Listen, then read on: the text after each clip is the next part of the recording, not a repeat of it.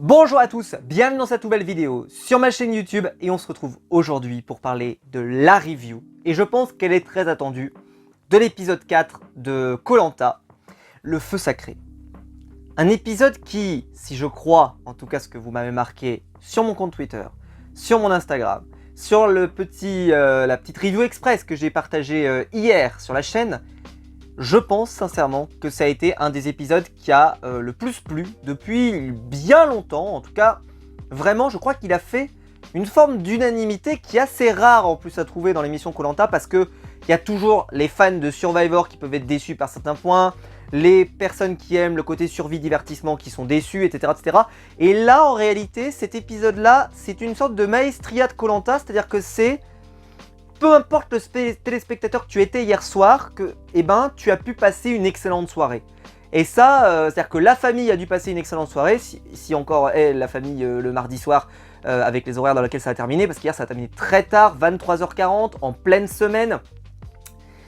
C'est quand même difficile hein, pour mettre toute ta famille le mardi soir en sachant qu'il y a des études le mercredi, etc. et que voilà, c'est compliqué. Très clairement, on est quand même sur un horaire qui n'est pas facile, mais bon, c'est comme ça.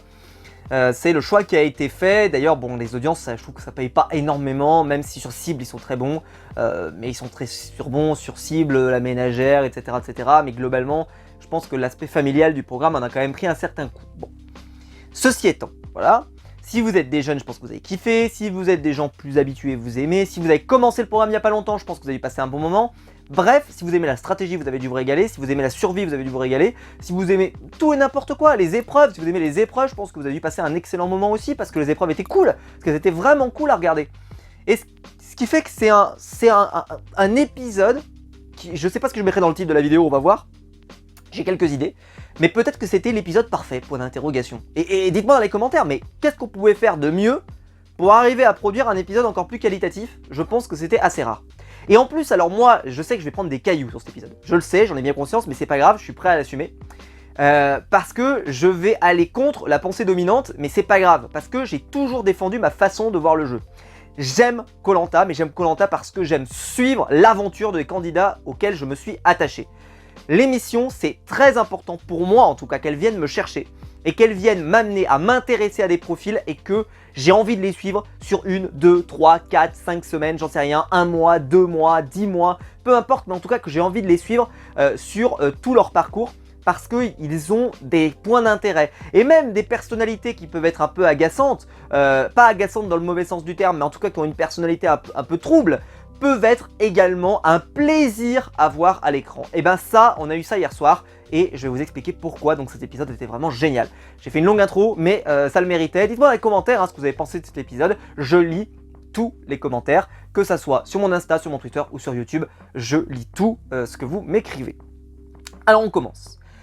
Début d'épisode qui parle beaucoup d'Elodie. Bon, ça m'a pas interpellé plus que ça, pour être tout à fait transparent avec vous, mais j'ai marqué voilà, que Elodie, elle revient un petit peu sur le conseil et que maintenant, voilà, elle a senti un petit peu que l'élimination était pas si loin, et que, bon, en fait, elle s'était montée le bourrichon, on se souvient, hein, machin, mais que, voilà, il va falloir essayer de contourner cette situation parce que là, elle y a échappé et que le but, c'est surtout pas de se retrouver à nouveau dans cette configuration.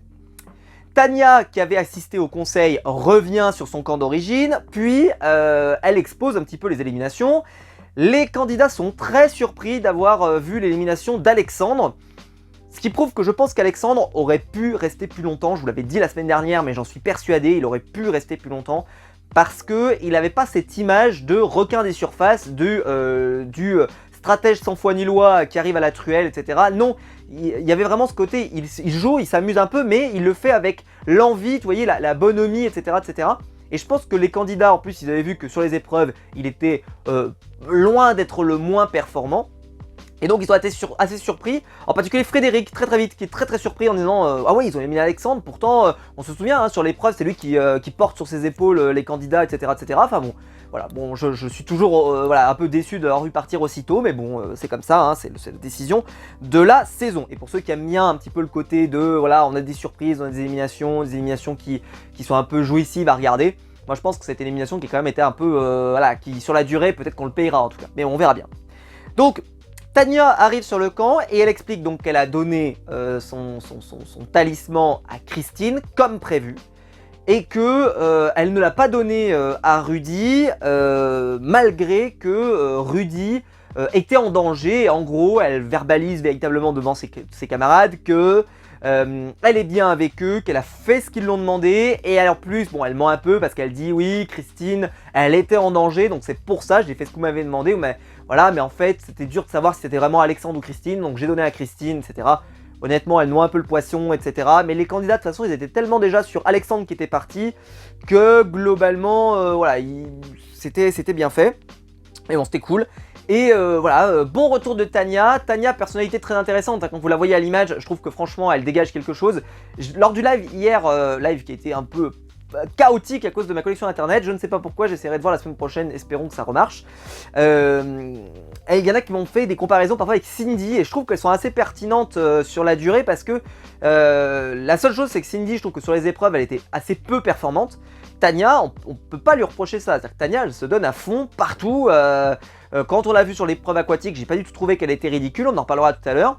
Et globalement, même sur les épreuves, sur le feu, elle a été bon. Je veux dire, on est quand même assez loin, même si on va me dire oui, mais Cindy, elle avait gagné des épreuves, machin, etc. Oui, enfin quand même, hein, le profil quand même, c'était beaucoup, on se fait bronzer et on ne fout pas grand-chose.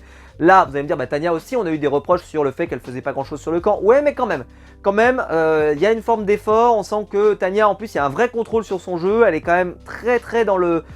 On sent qu'elle avance petit pas par petit pas, mais qu'elle espère vraiment avoir des bonnes choses sur la durée. On en reparlera dans la suite de l'épisode. On démarre l'épisode avec donc l'épreuve éliminatoire. Épreuve éliminatoire qui était de savoir faire du feu. Ils avaient un silex, une pierre, enfin voilà, ils devaient allumer une flamme, ensuite faire suffisamment monter la flamme pour que ça brûle la corde. Qu'est-ce que j'en ai pensé? Déjà, ce que j'ai aimé dans cette épreuve, c'est que c'était une épreuve qui était rythmée. C'est-à-dire qu'il y en a qui vont très vite faire le feu, donc ça va aller très vite, et globalement on n'a pas eu le temps de s'ennuyer. Et on arrive très vite, d'ailleurs donc j'ai noté, donc c'est Gilles qui termine premier, hein, très vite, d'ailleurs on se doutait bien que qu'il allait avoir plus que l'avantage du talisman évidemment. Et enfin donc on arrive très vite, parce que tout le monde va découvrir très vite, comme je vous l'ai dit, Tania par exemple va être troisième, donc elle va faire le feu très vite. Puis on va avoir donc un triptyque de fin, là où on va plus s'arrêter, Rudy, Elodie et Christine. Et certainement que je me suis fait un peu influencer par les commentaires que j'avais lus, qui me disaient que Christine allait partir. Je ne savais pas trop sur quoi s'appuyer, ce genre de choses. Je me méfie toujours évidemment des gens qui regardent le générique, parce que je ne le regarde pas, mais bon, on sait jamais.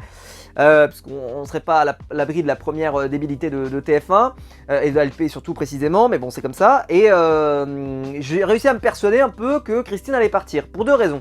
La première, c'est que j'espérais pas que ce soit Rudy, surtout, voilà, j'espérais qu'il allait rester, puisqu'évidemment pour moi, il a un intérêt vraiment majeur dans le jeu, et on en parlera tout à l'heure. Je sais que tout le monde n'est pas d'accord sur ce point, mais j'essaierai de vous expliquer pourquoi. Et Elodie, on l'avait vu beaucoup la semaine précédente, on en avait beaucoup parlé, et surtout c'était une candidate qui avait l'air d'avoir un petit potentiel, et qui, voilà, je pense que voilà, le fait qu'il l'ait montré autant, je me suis quand même dit, bon, c'est quand même surprenant qu'elle partirait aussitôt. Alors que Christine, globalement, on avait, entre guillemets hein, rien vu, et donc si elle partait, c'était peut-être pas si grave, quoi, entre guillemets, voilà, on l'aurait pas vu, bah voilà, c'est pas grave. Mais non, donc Christine finit par allumer le feu, et c'est bien Elodie qui s'en va. Un peu de surprise pour ma part, c'était un peu un contre-pied total pour moi. J'étais pas honnêtement mécontent qu'elle s'en aille, hein. J'ai trouvé qu'elle était très agaçante la semaine dernière, très clairement, voilà, je pense que ce genre un peu de psychodrame qu'elle nous a servi, une fois ça passe, et encore, parce que moi ça m'a saoulé très vite, mais globalement ça nous avait refait la même tambouille, je pense que, voilà, honnêtement j'en aurais eu vite, ras la casquette. Parce que je trouvais que c'était pas hyper divertissant. Encore, il y aurait un peu, ça aurait été divertissant, pourquoi pas, mais là ça l'était pas, c'était plutôt très cringe et un peu du style à se flageller elle-même toute seule. On se souvient avec une argumentation absolument improbable. Donc Elodie est éliminée, voilà, elle fait un petit discours de fin et elle s'en va. On va pas se mentir, elle s'en va un peu dans l'indifférence la plus totale. C'est-à-dire que d'habitude, quand t'as un éliminé comme ça sur les épreuves individuelles, enfin sur une épreuve comme ça, t'as les candidats quand ils reviennent sur le camp qui te disent ah là là, ce candidat il nous manque, je suis déçu, machin, ils en ont rien à battre. Mais alors, rien à foutre. Donc tu sens qu'elle a manqué à personne. Vraiment, c'est pas grave. Hein, honnêtement. Alors, on fait du riz. Voilà, c'était incroyable. Alors évidemment, on va recomposer les équipes, puisque là on est arrivé sur un chiffre pair. Hein, c'est pour ça qu'il y a l'épreuve éliminatoire évidemment. Gilles va pouvoir être chef d'équipe. Denis va préciser que chacun des deux camps aura la même chose, c'est-à-dire du riz. Hein. Voilà, hein, ça a duré longtemps le pas de riz. Maintenant c'est du riz pour tout le monde, tout va bien. Mais tant mieux, bouffez-le s'il vous plaît, arrêtez de nous prendre la tête avec ça. Et tout le monde aura le kit de pêche. Très bien, entrée, plat, dessert, tout le monde. Ce qui veut dire que ceux qui l'ont gagné, globalement, voilà, ça leur a servi une fois. C'est bon, c'est comme ça, ils s'en sont mal servis, et ben, c'est pas de leur faute, mais bon, c'est comme ça. Je trouve que quand même ce truc-là, il est arrivé très tôt. Hein. Quand même, là, il aurait pu arriver au moins la semaine d'après. C'est-à-dire que là, on serait arrivé à un chiffre pair sans le magouiller avec une épreuve éliminatoire. Bon, écoutez, c'est comme ça. Surtout que l'épreuve éliminatoire était très cool hein, à voir. Franchement, j'ai bien aimé. Moi. C'était rythmé et c'était sympa. Alors, Denis, pour expliquer un truc, pour faire plus compliqué, alors là, il faut s'accrocher. Gilles, tu es chef d'équipe et tu as le talisman. Entrée, plat, dessert. Cependant, sous le contrat en bas, il est écrit que tu choisis quelqu'un qui va constituer les équipes pour vous deux, et à la fin, tu choisiras dans quelle équipe tu veux aller. J'étais circonspect. Alors, si vous avez compris l'intérêt de ce truc-là, alors à part l'intérêt, parce que Denis nous dit, c'est comme ça on aura des équipes équilibrées. Ah Jean-Pierre, qu'est-ce qui se passe? D'où, c'est-à-dire que si jamais t'avais laissé Gilles et Rudy choisir, ils auraient volontairement fait une équipe de merde et une équipe bonne? Qu'est-ce que tu racontes Jean-Pierre? C'est-à-dire que volontairement, si tu laisses deux personnes choisir, il y en a un, il va faire tout pour qu'il ait une équipe de merde, et l'autre, il va faire tout pour qu'il ait une équipe bonne. C'est ridicule. C'est ridicule. N'importe quoi. N'importe quoi. Enfin bref, c'est comme d'habitude, ouais, je comprends pas, ils font n'importe quoi, je comprends. Bref, donc là, c'était compliqué pour pas grand chose, et donc au final, Gilles va choisir. Me demandez pas la raison. Je n'ai pas la raison, parce que c'est impossible à comprendre pourquoi il choisit Rudy. Vraiment, je comprends pas. Parce que Rudy a quand même été un aspect très stratège, très machin, je trouve que c'était pas forcément le meilleur profil, mais bon, pourquoi pas, et donc je choisis Rudy. Bon. Rudy, donc il fait ses choix, et alors là, il fait ses choix, et il précise... Bon, et ben moi, je vais tout remettre à plat, on va séparer les binômes qui s'entendent trop bien, machin, etc. Bref, il a fait un carnage. On va le dire, il a fait un carnage. Par contre, le carnage a bien tourné. On va dire ça. Parce que ça aurait pu mal tourner. Il choisit en premier, chez les jaunes, Grâce. Ensuite, chez les rouges, Clémence. Un peu surprenant de commencer par ses prénoms en premier, j'étais très surpris. Parce que, alors Grâce, oui. Clémence m'avait pas semblé être particulièrement impressionnante. J'aurais peut-être choisi directement Elena qui me semblait avoir un potentiel physique un peu comme Grâce hyper important. Peut-être que je juge mal Clémence. Est-ce que vous, elle vous a impressionné au point de dire que c'est vraiment un élément fort et principal en tout cas physiquement qui peut apporter à une équipe? J'étais pas totalement persuadé de cette information. Dites-moi si vous, ça vous a convaincu, mais moi j'étais un peu ah ouais quand même, bon ok pourquoi pas. Ensuite donc Laura qui est chez les jaunes, Tania qui rentre chez les rouges. Ensuite Christine chez les jaunes. Là je commençais à voir l'équipe jaune, je me disais Grâce, Laura, Christine, ça semble plutôt sympa du côté fille. Bon, du côté rouge, Clémence, donc Tania, puis ensuite Elena qui arrive enfin, mais seulement en 6ème position, assez surprenant par rapport à son profil, mais bon pourquoi pas. Chez les jaunes arrive Julie ensuite, et enfin chez les rouges Anne-Sophie. Ce que je me suis dit assez vite, c'est que l'équipe rouge, chez les filles, elle me semblait pas mal. Alors, le temps me donnera tort, évidemment. Mais bon, Clémence, Tania, Elena pour le côté un peu peut-être puissant. Anne-Sophie, quand même assez déterminée. Je trouve qu'elle a un beau potentiel, un beau profil. De l'autre côté, des personnalités qui clairement m'intéressent, on va le dire, beaucoup moins. Grâce, je sais qu'il y a un peu une hype sur sa personne, mais personnellement, je passe un peu à côté, même si je reconnais qu'elle a quand même des qualités. Mais je passe un peu à côté pour le moment. Je pense qu'il y a un potentiel, il faut être certain. Mais je passe un peu à côté. Laura, inconnue au bataillon. Christine, totalement inconnue. Et Julie, on va dire la même chose. Donc c'est vrai que ça faisait une équipe un peu, je me suis dit, ah ouais, l'équipe jaune, c'est un peu l'équipe de l'ambiance, quoi. C'est l'équipe des gens où tu sais, t'es un peu obligé de regarder qui c'est, qui est la personne, bonjour, qu'est-ce que c'est. Parce que là, pour l'instant, on avait quasiment rien vu d'eux, ou d'elle en tout cas, pour être précis. On repart chez les jaunes, il choisit Nicolas. Et de l'autre côté, il choisit Frédéric. Là, ça me semblait beaucoup plus logique. Hein. Nicolas, c'est clairement l'élément le plus fort, je trouve, sur les épreuves.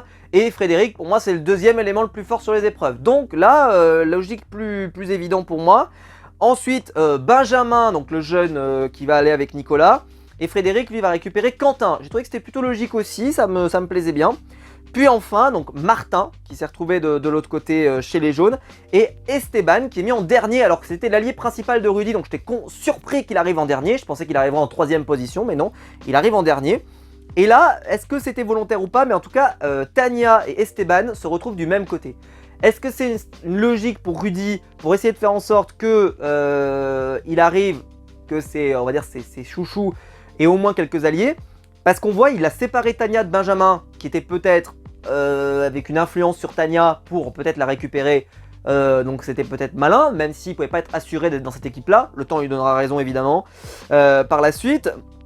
Et je me suis dit, bon, il donne aussi du profil. C'est-à-dire que Elena, peut-être qu'ils vont se dire, bah, il faut l'éliminer dans ce groupe-là. Enfin, en tout cas, on peut se dire que les équipes, il a vraiment brisé pas mal d'alliances, pas mal de choses. C'était intéressant. Mais en fait, pour que les alliances soient complètement brisées, il fallait que Rudy soit de l'autre côté, c'est-à-dire du côté des jaunes, parce qu'il avait quasiment, je trouve, pas vraiment d'alliés, en tout cas pas d'alliés évidents, et de l'autre côté les rouges. Bon.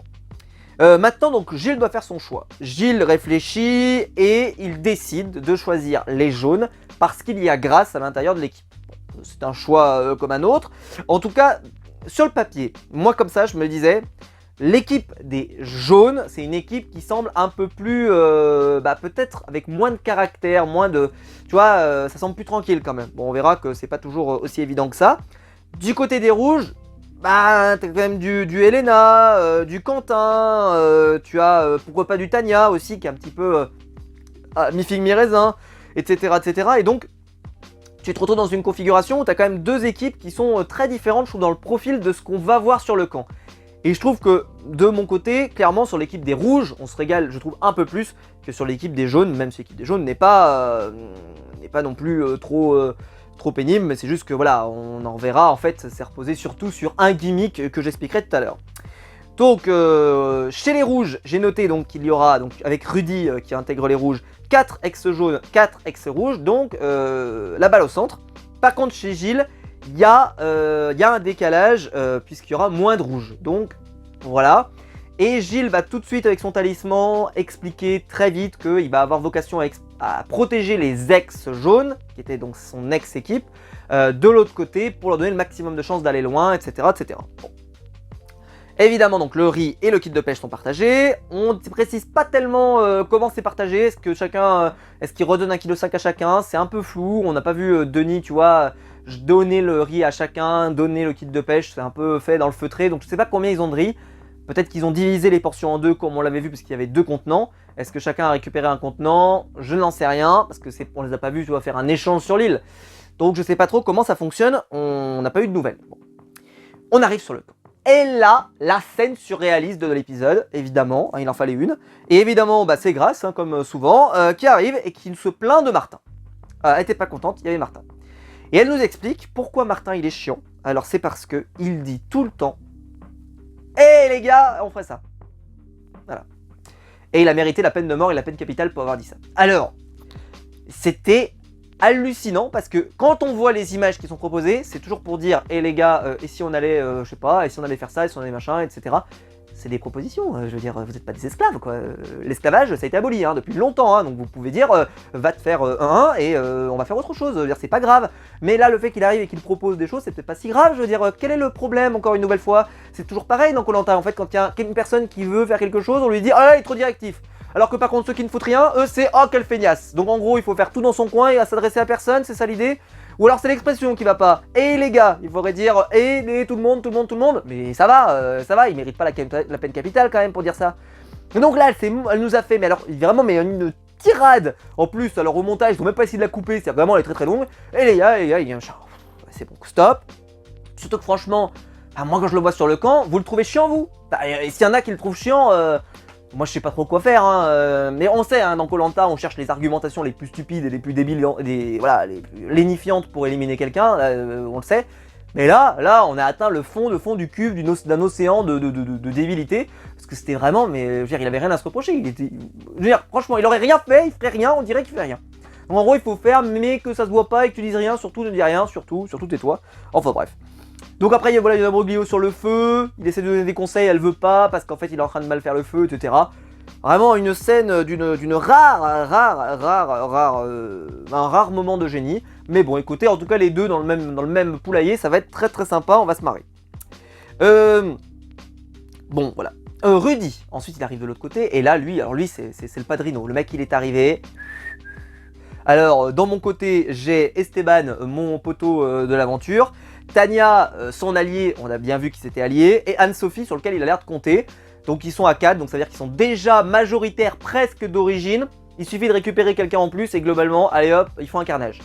Donc on se dit, notre ami Rudy, honnêtement, entrée plat dessert, il s'est fait plaisir sur le menu. Bon. Et donc Gilles se rend compte qu'à cause de ça, il va falloir protéger les ex jaunes comme je vous disais auparavant. Benjamin va récupérer le kit de pêche et va être très efficace à la pêche parce qu'il va pêcher des gros poissons. Ça va avoir une conséquence malheureuse parce qu'il va se blesser à la fin de l'épisode, on en reparlera. Puis donc là, sans qu'on le voit à l'image, sans qu'on voit vraiment ce qui se passe, Rudy trouve une arme stratégique. D'ailleurs, à un moment, il y aura notre ami Rudy qui fera un défaut de langue puisqu'il dira qu'il a une arme secrète. Non, non, ne fais pas ça Rudy, ne dis pas arme secrète, c'est interdit par la loi. Depuis quelques épisodes de Koh-Lanta, on ne fait pas ça. C'est une arme stratégique, on ne mélange pas les torchons et les serviettes. Il y a les armes stratégiques, les armes secrètes. Les armes secrètes, c'est un peu, tu vois, les vétérans du Vietnam. On ne veut pas revivre ça, se replonger dans le marasme. Ensuite, le détournement de vote qui est donc récupéré par Rudy. Bon, très bien. Donc il va pouvoir prendre le vote de quelqu'un. Cette personne ne peut pas voter et lui il vote 2 fois. Quelque chose que moi je suis plutôt très favorable parce que je trouve que c'est un pouvoir assez intéressant plus qu'un double vote. Je trouve que ça apporte des tactiques plus intéressantes. Hein, la tactique Rudy, hein, la tactique, tout ça, hein, le 4-4-2, tout ça, on en reparle. Frédéric, bon, lui il va voir Tania, voilà.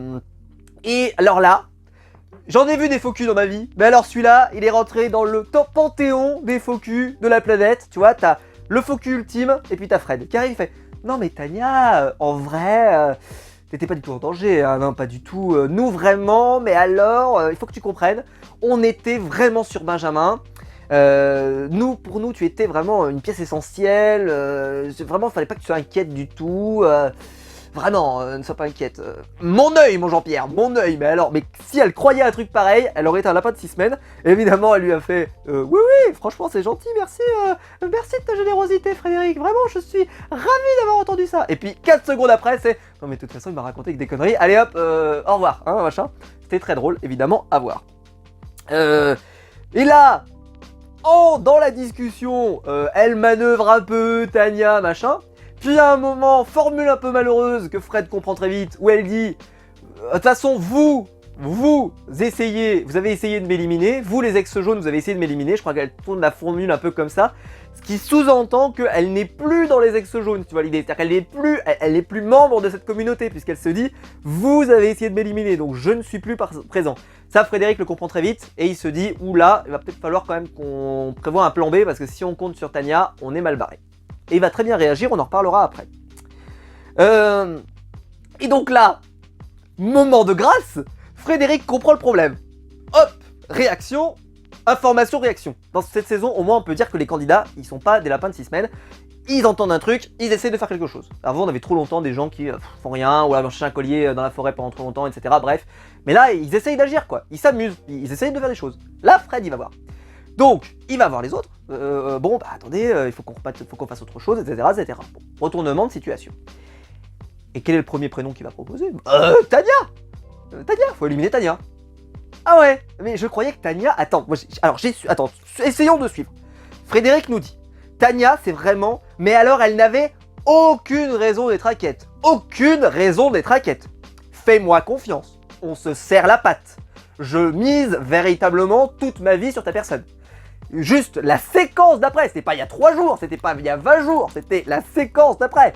Frédéric croise des gens, premier prénom qui arrive, on va éliminer Tania. Il propose même pas Rudy tout de suite, il propose Tania. Tania, on va éliminer Tania. Bah, Tania, dehors, Tania, là-bas, Tania.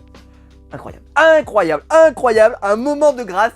Un moment de grâce pour les gens qui sont focus, c'était magique. Mais bon, moi j'adore, moi évidemment c'est toute ma vie, ce genre de truc. Voilà, ensuite, gros moment où Anne-Sophie, on se rend compte que Rudy, bah c'est pas ton gars sûr, hein, parce que franchement ça déconne. Elle arrive et dit ouais bah Rudy sur les épreuves, c'est peut-être pas aussi bon que ce que ça en a l'air, surtout les épreuves aquatiques, évidemment la prochaine sera une épreuve aquatique, hein, presque ça pourrait être prémédité cette affaire-là, et Anne-Sophie dit bah moi je veux avoir une bonne équipe, je veux voter au mérite, et s'il y en a qui sont pas à la hauteur, et bah écoutez, peu importe si je les apprécie ou pas, machin, il y a un moment, faut être pragmatique et ils iront voir ailleurs si j'y suis. Bon. Et ensuite, on passe à l'épreuve d'immunité. Épreuve d'immunité ensuite. Alors, nouvelle configuration d'équipe, ça devait un peu relancer les cartes, ça a clairement relancé les cartes, je trouve, en tout cas des alliances, des affinités entre chacun et chacun, très bien. Par contre, sportivement, on savait pas ce que ça allait donner. C'était assez flou pour ma part, j'avais du mal à vraiment voilà. Les deux équipes me semblaient bien, donc compliqué à estimer. Bon. Même si on savait que Rudy, sur les épreuves aquatiques, c'était moins fort. Même si en vrai, je trouve que cette déclaration, elle est toujours un peu difficile à prendre en compte, parce qu'on te dit... Rudy est moins fort sur l'épreuve aquatique, alors il est moins fort dans la partie vraiment apnée à fond, mais par contre quand il faut nager, juste la partie nage, il est très bon, parce qu'on voit, il va aussi vite que les autres, il n'y a pas de problème, donc voilà, un peu surpris de ce genre de déclaration, vraiment de le faire passer pour quelqu'un qui sait pas du tout nager, mais c'est vrai que là par exemple, les deux épreuves aquatiques étaient vraiment des épreuves qui n'étaient pas du tout à son avantage, entre guillemets, c'était des épreuves vraiment d'apnée. Par exemple, si on faisait l'épreuve, je sais pas moi, on casse les masses par exemple, bah il y a la partie nage, ensuite tu sautes, machin. Je pense qu'à mon avis là il n'y a pas de problème, tu vois, si je prends cet exemple. Sauf pour la partie, bah, c'est vrai que si jamais il faut casser, il faut aller chercher le truc au fond, on verra bien ce que ça donne. Bon, peu importe. Mais il y a peut-être d'autres épreuves, je sais pas, la grille sous l'eau, des cochonneries comme ça, ou en tout cas la partie aquatique ne sera pas forcément un problème, je pense. Bon, on verra bien. Épreuve aquatique, donc il fallait ramener une pierre, mais au lieu que ce soit juste l'épreuve des pierres où tu ramènes une pierre pour toi tout seul, en fait les pierres elles étaient reliées par deux. Et là, bah là, faut rendre César, à César ce qui est à César, puisque les jaunes vont faire une démonstration. Et en fait, c'est Laura, que je n'avais absolument pas du tout, mais alors pas du tout identifié depuis le début de ce programme. Vraiment, alors là, j'avais strictement rien à dire de mal, mais rien à dire de positif. Et là, en fait, les rouges, eux, ils vont faire plus ou moins ce qu'on leur demande. C'est-à-dire qu'il faut faire avancer une pierre, puis ensuite avancer l'autre, puis ensuite avancer l'autre. Et elle se dit tout de suite que en vrai, en un seul passage, je peux faire avancer 2 fois la pierre. C'est-à-dire que je peux faire avancer la pierre une fois, puis ensuite je me jette sur l'autre et je la fais avancer un petit peu. Peut-être pas la totalité, mais en tout cas une partie. Et ça, les jaunes, dès qu'ils vont voir qu'elle fait ça, je sais pas si tout le monde avait cette idée-là dans l'esprit, je suis pas certain, mais en tout cas, bah, ça a vite fait cas d'école. C'est-à-dire que tous les ils ont dit, bah, on va faire ça aussi. Et alors, pas tout le monde n'y arrivait pas, évidemment, parce que l'apnée, voilà, tout le monde ne peut pas tenir aussi longtemps. Mais en tout cas, ils ont commencé à le faire. Et donc, évidemment, ça a créé un énorme écart chez les jaunes. Donc, pas de suspense, les jaunes vont remporter la victoire. Il y aura un petit moment de moins bien chez les jaunes parce qu'il y aura une apnée qui va mal se passer, je sais plus quel candidat. Mais peu importe, en plus, on n'a pas fait des caisses, hein, c'était pas Rudy, hein, c'était chez les jaunes. Hein, mais il y en a un voilà, qui rate un peu son apnée, il descend et hop, tout de suite, je me demande si c'est pas Gilles, mais bon, à vérifier, je voudrais pas dire de bêtises. Et surtout, voilà, sous-entendre que ce serait, ou peut-être un autre d'ailleurs, je ne sais même pas. Mais en vrai, on s'en fiche. Et en fait, cette apnée, elle se passe mal, mais tu vois, on lui jette pas sur la pierre, oh là, quel nul en apnée, etc. Non, c'est pas le but, puis de toute façon, voilà. Et donc, les jaunes vont remporter la victoire, mais en fait, ce que j'ai aimé dans cette épreuve, c'est que j'ai aimé parce que c'était super à regarder. C'est-à-dire qu'il n'y avait pas de suspense parce que les jaunes, ils avaient une telle avance qu'en fait, ils ont gagné. Et d'ailleurs, Denis, je sais pas si vous avez fait gaffe, mais dans le commentaire audio, il ne précise pas qu'il y a du suspense. C'est-à-dire qu'ils te disent pas, il te fait pas une sorte de faux suspense en te disant les rouges sont en train de remonter. Non, il te dit tout de suite, les rouges rattrapent un peu leur retard, mais les jaunes ont tellement d'avance qu'ils rattraperont pas. Et en fait, il a pas essayé, alors que Denis, on le sait, le côté sportif, machin, etc., il adore ce genre de truc. Mais là, en fait, il fait même pas monter. Et vraiment, il est resté sur, ils vont pas gagner et ils gagneront pas. Évidemment, c'est ce qui s'est produit. Alors, je me suis même dit, est-ce qu'il y aura pas une blessure qui va faire qu'en fait, les jaunes vont devoir arrêter ou j'en sais rien. Enfin, en tout cas, je trouvais ça un peu surprenant. Bon. Donc victoire des jaunes qui est vraiment sans contestation possible. Retour sur le camp. Grosse partie stratégie. Rudy, là, bah, bien sûr, évidemment, on ne prononce pas le mot stratégie. Le nouveau mot de la saison, c'est évidemment le roi de la tactique. Donc Rudy, c'est le roi de la tactique. Là, il arrive, il dit, bah, ceux qui sont en danger, c'est évident, bah, on va prendre dans l'équipe adverse, enfin l'ancienne équipe adverse. Donc ça sera Clémence, voire Quentin. Quentin qui, globalement, sur les épreuves, est plutôt pas mal. Donc on se dit quand même que Clémence, ça sent pas bon. Pour elle. Bon. Mais Frédéric ayant été très vite sur le coup et très vite voilà, à l'initiative en tout cas pour essayer de trouver une solution à son problème, et ben il n'a pas attendu en fait, parce que souvent les candidats ils ont une tendance à faire ça, c'est-à-dire qu'ils attendent le résultat de l'épreuve pour commencer à lancer des trucs. Mais non, Fred il entend une info, bam, direct il a réagi, tu vois. Bon, il a réagi évidemment avec la mauvaise foi absolue, hein, je répète que vraiment c'était une mauvaise foi absolue, mais tout de même il a réagi. Bon, Anne-Sophie, alors elle est favorable évidemment à cette idéologie extrêmement connue du mérite, on vote au mérite. Et Elena, elle partirait sur Tania, ce que j'ai trouvé un peu étonnant parce que pour vous, je sais pas si ça vous a fait le même effet qu'à moi, mais j'ai trouvé que Tania, elle avait été bonne sur l'épreuve aquatique. Je l'ai pas trouvé ridicule, il y a même des moments où elle a essayé de faire, vous savez, d'avancer 2 pierres en même temps. Quand j'ai entendu un peu Anne-Sophie te dire c'est une question de mérite, alors on sait qu'il y a le mérite, il y a d'autres choses que les épreuves, il y a aussi le côté l'investissement sur le camp, etc. etc. Bon, c'est difficile à juger, mais on va dire que oui. Mais en tout cas, j'ai trouvé ça un peu surprenant quand même de lui jeter la pierre. Et en fait, c'est parce que, bon voilà, c'était un peu compliqué. Donc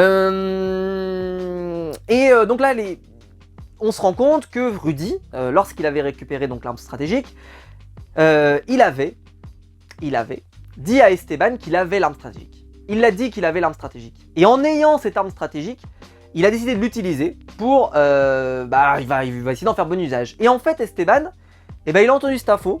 Mais alors Esteban, le gars sûr de Rudy, mais alors vraiment le favorable, c'est-à-dire que Rudy le dit, Esteban c'est mon pote de l'aventure, c'est vraiment celui avec qui je lui ferai confiance les yeux fermés, et ben ouvre-les s'il te plaît Rudy. Là il se rend compte que, il se rend pas compte d'ailleurs, parce que c'est encore mieux drôle, c'est encore plus drôle qu'il se rende pas compte d'ailleurs, c'était génial. Et ben Esteban, hop là, et ben il va raconter ça à tout le monde, qu'il a l'arme secrète. D'ailleurs énorme, Anne-Sophie cette fois-ci, hein, elle fait pas comme Jean-Kevin, elle dit tout de suite, est-ce que tu as vu l'arme secrète ? Est-ce que tu l'as vu, pas l'arme secrète, ah là là, attention, l'arme stratégique, oh là là, le lapsus. Est-ce que tu l'as vu ou pas? Et il répond, oui, je l'ai vu, j'ai vu le papier, je l'ai vu. Il y a une confirmation visuelle, contrairement, vous vous souvenez, au fameux collier de CETA, que personne n'avait vu, et quand on demande une confirmation, personne te dit, je l'ai vu, hein, donc il y a quand même un problème. Là, globalement, on te dit, oui, je l'ai vu, je te promets, il était là, il l'avait dans les mains, il me l'a montré. Là, il y a vraiment une sorte de confirmation visuelle de, j'ai bien l'objet. Mais en vrai, ils en tiennent compte, mais ils savent pas vraiment, j'ai l'impression qu'ils savent pas vraiment ce que c'est, ils tiennent un peu, ils se disent, est-ce que c'est vraiment un truc qui va faire la révolution, cette arme stratégique? Bon, on verra bien. Donc c'était, je rappelle, un détournement de vote. Bon, et donc, elle fait peur, cette arme stratégique. Même si en vrai, on pouvait se dire quand même que 2 votes, c'était pas suffisant pour vraiment tout changer. Mais donc, ils changent leur fusil d'épaule parce que là, on commençait à voir sortir le nom de Rudy parce que Rudy sur les épreuves avait été moins bon. Et donc, le fameux idéologie du mérite. Et donc, Anne-Sophie va finir par proposer le nom de Rudy. Hein. Et donc Frédéric, lui, voyant un peu le coup, se dit il faut essayer de voir, je vais pas rester buté sur mon ami Tania, je vais partir sur Rudy. Là, il commence à comprendre que Rudy c'est compliqué, donc hop, reconfiguration, il repart tout le monde sur Tania. Et là, tout le monde repart sur Tania, assez vite. Il va y avoir une blessure pour Benjamin, qui s'est blessé au tympan en faisant de la natation. On en reparlera la semaine prochaine, selon les conséquences, puisque le médecin est venu. Arrivée de Gilou sur le camp. Bon. D'ailleurs, donc Gilou il arrive et il est très heureux de retrouver Tania sur le camp. Très très heureux. Vraiment pour lui c'est voilà. Alors que le rapport avec Tania était quand même assez compliqué, mais bon peu importe. Et Tania là parle avec Gilles. Voilà, vraiment elle parle avec lui, elle discute, etc. C'est très très drôle parce que alors là Tania, on est vraiment sur une masterclass de je ne me sens pas en danger. C'est-à-dire que d'habitude les mecs ils arrivent, ils viennent te parler, ils viennent te discuter, ils viennent machin, etc. etc. Là, mais sur ma vie, elle est arrivée, elle lui a dit « Ah, je me sens pas du tout en danger. Ah non, franchement, moi ça va, dans cette équipe, je me sens super bien, il y a Rudy, il y a machin et tout, écoute, je suis tranquille. J'ai acheté l'assurance vie pour 50 ans, je n'ai aucun problème, vraiment, tu peux repartir, les yeux fermés, ne t'inquiète pas, je ne partirai pas ce soir. » Eh ma grande, hein, je sais pas sur quoi tu as parié, mais je pense que c'était un mauvais choix. Ensuite arrive, alors là, donc Gilles, un peu il est arrivé en mode, tu sais, le patron d'entreprise qui vient te dire, prenez rendez-vous avec moi, et puis comme ça je vais essayer de savoir. Parce que Gilles, alors là, je vais dire quelque chose qui est peut-être pas mal vu, mais peu importe, Gilles c'est pas du tout celui à qui il faut donner le talisman. Parce que il sait pas quoi faire, il attend qu'on lui dise ce qu'il doit faire, même s'il n'est pas à lapin de 6 semaines, on en parlera avec Rudy, mais il sait pas quoi en faire. Il dit, moi c'est pas mon truc, moi je suis pas là pour faire de la strat comme ça, etc. C'est pas mon truc. Donc en gros, il faut pas lui refourrier, hein. S'il vous plaît, quand il finira par le perdre, il faut absolument qu'on le donne à quelqu'un d'autre. Hein. D'ailleurs, il peut même pas s'en débarrasser, c'est-à-dire que si les épreuves de confort, il la regagne, là il va devoir le regarder. Et c'est terrible à voir, mais c'est terrible, mais c'est très drôle. Avoir Gilles arriver comme ça. Oh Gilou, qu'est-ce qui se passe et tout. Là, lui il arrive, il dit écoute, je vais t'écouter, puis je vais écouter Jean-Pierre, puis je vais écouter Jean-Jacques, puis je vais écouter elle, puis je vais écouter machin. Et il attend qu'on lui dise ce qu'il doit dire. Mais évidemment, tous ils défendent leur bout de gras, nanana, mais c'était à mourir de rire. Et donc là, j'ai envie de dire, si t'es perdu, demande à quelqu'un qui n'est pas perdu, c'est-à-dire Rudy. Et là, Rudy, la séquence, elle était magique. Alors là, j'ai vu que Rudy s'est fait défoncer dans les commentaires, et il va, en tout cas, sur mon Twitter, sur Twitter au sens général, etc. Parce que voilà, il a un côté machin, mais tellement, vous vous rendez même pas compte de la perle qu'on a. En fait, en vrai, en termes de divertissement, c'est génial. On se régale. Chaque séquence où il y a Rudy, c'est une séquence magique. Parce que là, Rudy, lui, il est en boss du game. C'est-à-dire que il a son allié Tania, il a Esteban, c'est son gars sûr, qu'il a déjà trahi. Anne-Sophie, c'est son gars sûr, sauf qu'elle veut le baiser aussi. C'est incroyable. On enchaîne les séquences où tu vois qu'il va dans le mur et en même temps, t'as Rudy qui est en décontraction totale, en mode je suis le boss du game. C'est génial à voir. C'est génial à voir. Et ça, il y a des gens qui aiment pas parce qu'il y a le côté achat, etc. Et peut-être qu'ils auraient aimé qu'ils soient punis à la fin. Et moi j'aurais été déçu qu'il s'en aille. Parce que je trouve qu'à l'écran c'était tellement jouissif de voir ça que tu savais qu'il va dans le mur. T'étais là avec ton popcorn, tu disais vas-y, va, roule à 200 à l'heure, tu vas te prendre le mur. C'est tellement jouissif à voir, c'était tellement bien fait, la prod, franchement sur cet épisode c'était tellement bien fait. T'étais comme ça, tu disais, et puis voilà, Tania en assurance tout risque, vraiment génial. C'était trop bien, franchement génial. Et donc là on arrive, on passe, donc là Rudy se pointe vers Gilou, et là il se présente comme le baratineur, l'embrouilleur. Le mec il embrouille, il te dit ouais moi en vrai je vais faire ça, il faudrait plutôt que tu le donnes assis parce qu'en fait on va faire ça, parce que machin, le boss ultime du game. On sait très bien que ça sera pas vrai à la fin. Mais est-ce que c'est pas plus drôle de voir ça? Est-ce que c'est pas plus génial de voir ça? De voir un mec qui a l'impression de maîtriser total alors qu'en vrai il est en train de partir dans le mur à 200 à l'heure. C'était pas jouissif? Bah ceux qui ont pas kiffé, bah je suis désolé que vous ayez pas kiffé. Sans déconner, je suis vraiment désolé. Et c'était le cas pour les autres épisodes. Souvent Rudy il était un peu comme ça et puis en vrai voilà, le scénario va pas dans son sens machin. Ah là là, qu'est-ce que c'était jouissif de voir Rudy comme ça, c'était trop bien. Donc voilà, donc il dit qu'il faut protéger un ex jaune, il va dans le sens de Gilles, il dit bah écoute je peux pas te dire qui va être menacé, mais en vrai il n'y a plus d'ex jaunes qui sont menacés, enfin si il y a Tania mais c'est pas parce que c'est une ex jaune, c'est pour d'autres raisons si tu vois l'idée. Donc très drôle, je me suis régalé, c'était génial. Donc là on part au conseil, on te dit Clémence peut être en danger, Quentin son nom semble complètement oublié mais bon pourquoi pas, Tania très en danger et Rudy très en danger. Bon. Rudy, au conseil d'ailleurs, va dire donc l'arme secrète, au moment où il va déclencher son arme plutôt qu'arme stratégique, c'est évidemment le double vote, et il prend le vote de Clémence qu'il souhaite éliminer. Bon choix évidemment. Donc Gilles, lui, va donner son pouvoir à Quentin, qu'il veut protéger. Bon choix, en tout cas pour moi sur le papier c'était un bon choix, parce que c'est vrai que là, on pouvait se faire un peu embrouiller, de se dire tiens, parce que ça semblait tellement flou, et vu que Gilles en plus est complètement largué, très clairement je pense qu'il valait mieux protéger Quentin, voilà, bon. Mais après si vous voulez par exemple affaiblir l'équipe, peut-être que ça aurait été plus pertinent de protéger Tania en disant je la protège parce que je pense que Tania n'est peut-être pas la meilleure, peut-être, j'en sais rien, peu importe. Le résultat ça sera Clémence avec 2 votes, Quentin qui aura un vote mais il sera annulé, et 5 votes contre Tania, donc en gros tout le monde a voté contre Tania sauf Rudy et Tania elle-même, et je sais plus qui c'est qui a fait l'autre chose, je ne sais même plus, mais bon peu importe, mais en tout cas à l'image on découvre donc que Anne-Sophie a voté contre Tania, et que là, la révélation, Esteban a voté contre Tania. Et ça, Esteban, on l'avait pas vu. C'est-à-dire qu'à partir du moment où il a l'arme secrète, enfin, où il a cette information, d'accord, il la révèle et tout, derrière, on ne suit plus du tout Esteban. Esteban disparaît du montage. Je sais pas ce qui s'est passé dans Survivre, mais il disparaît du montage.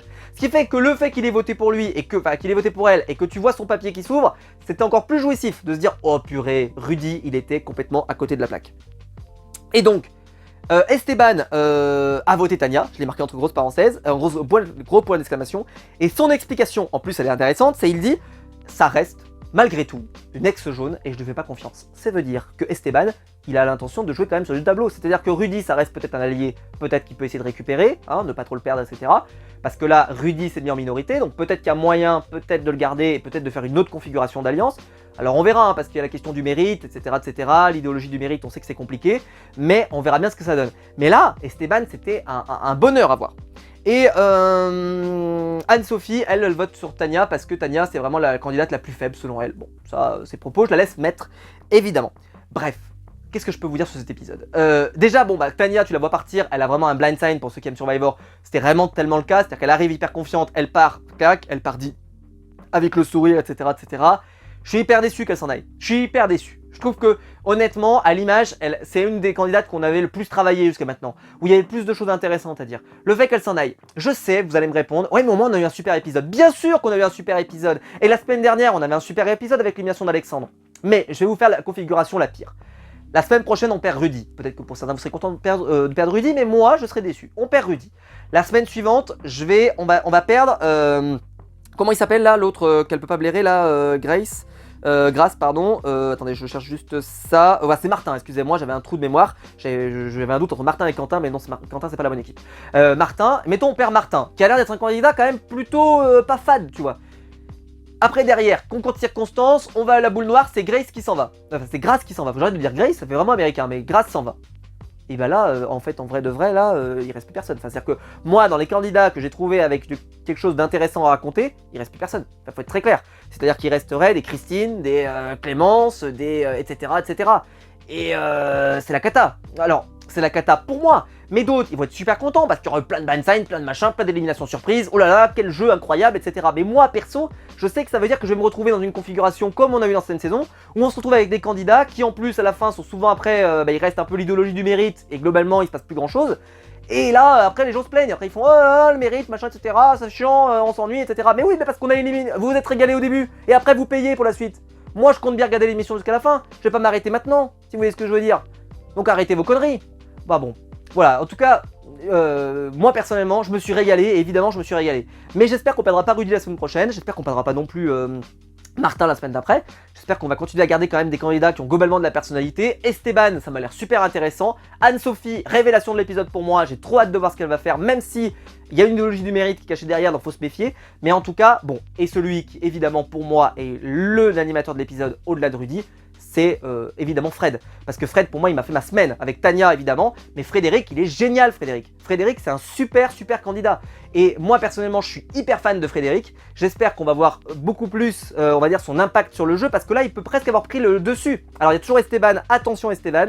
Parce que là, le mec, peut-être qu'il est en sous-main et qu'en réalité, il n'y a personne qui gère rien. Mais Frédéric, vu que je l'ai vu très actif, je pense que ça peut être très intéressant pour la suite du jeu. Dites-moi dans les commentaires, en tout cas, vous voyez, là j'ai cité plein de noms qui sont intéressants. Donc clairement cette saison, en tout cas, moi elle part très très bien. Parce que sur le divertissement on a, sur la survie on a, sur la stratégie on a, sur les épreuves on a plein de choses. Et en fait on se régale et personnellement j'aime beaucoup cette saison. Écoutez, j'espère que la vidéo vous aura plu. Si c'est le cas, vous pouvez la liker, vous pouvez vous abonner, vous pouvez la partager sur les réseaux sociaux. Il y a le bouton rejoindre ici juste en dessous là pour donner un gros soutien et je vous en remercie chaleureusement. Je m'excuse une nouvelle fois de mon live hier qui était en deux parties et qui a craché 2 fois. Je m'en excuse, excusez-moi. J'espère que la semaine prochaine ne sera pas le cas. On se retrouve très vite pour des nouvelles vidéos sur ma chaîne YouTube avec plein de contenu. J'ai vraiment hâte de vous parler de tous les programmes que je regarde en ce moment parce que vraiment on se régale. L'épisode de Pékin Express de cette semaine est à ne pas rater pour ceux qui regardent Pékin. On sait pourquoi. Donc j'ai hâte de vous en parler. On se retrouve très vite. Ciao!